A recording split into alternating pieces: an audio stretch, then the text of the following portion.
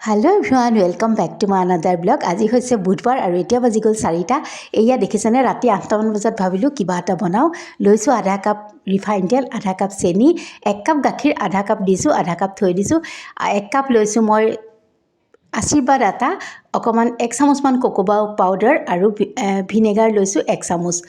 ভিনেগাৰহে কৈছোঁ, চৰি দেই, বেকিং পাউডাৰ, কিবা কিবিহে ওলাই মুখৰে। বেকিং পাউডাৰ লৈছোঁ 1 চামুচ আৰু এইখিনি ধুনীয়াকৈ চালনীত চালি এনেকৈ এটা বেটাৰ বনাই লৈছোঁ, গম পাইছেই। আৰু ভেনিলা এচেঞ্চ দিছোঁ অকণমান, সেইখিনি দেখুওৱা নহ'লে বটলটোহে দেখাই দিলোঁ। আৰু ধুনীয়াকৈ বেটাৰটো বনাই লৈছোঁ। এইটো সকলোৱে জানে, তথাপিতো মই এয়া দেখিছেনে কেনেকুৱা হৈছে দেখাই দিছোঁ। বেছি মানে ডাঠো নহয়, বেছি পাতলাও হ'ব নালাগে, এনেকুৱা হৈছে। আৰু এয়া মই কেক টিনটোত দি পেলাই অকণমান টেপটেপাই দিছোঁ যাতে ভিতৰত থকা বতাহখিনি ওলাই যায়।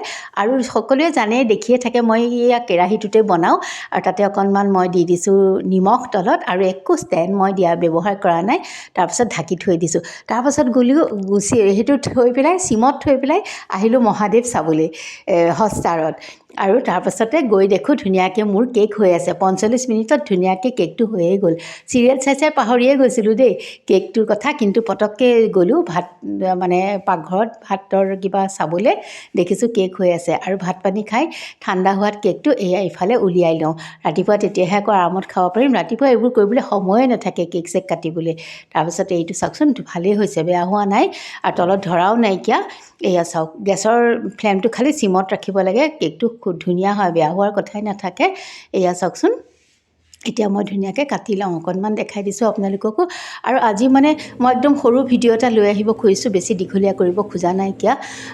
বেলেগ বেলেগ কিছুমান ৰেচিপি আছে, সেয়া মই কাইলৈহে আনিম। এয়া চাওকচোন, ৰিয়া ওলাই গ'ল ৰাতিপুৱাতে, তাইক ভাত পানী খুৱাই পঠিয়াই লৈছোঁ। তাৰপাছত এয়া তাই গৈছে। তাৰপাছত আকৌ এওঁ যাব, তাই যোৱাৰ পাছতে এওঁ যায়। গতিকে আকৌ লৰালৰি এওঁৰ কাঁহী ৰেডি কৰোঁ। এয়া মাছ লৈছে, মাছ ফ্ৰাই কৰি দিওঁ। তাইকো মাছ ভাজিয়ে খুৱাই পঠিয়ালোঁ। আৰু এয়া এওঁ কাঁহীখনো মই ৰেডি কৰি দিছোঁ।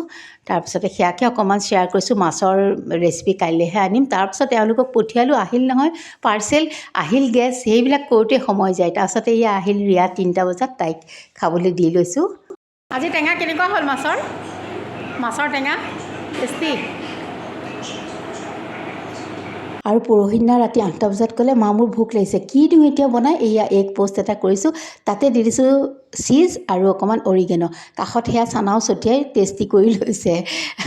আৰু তেন্তে আজিলৈ আহোঁ।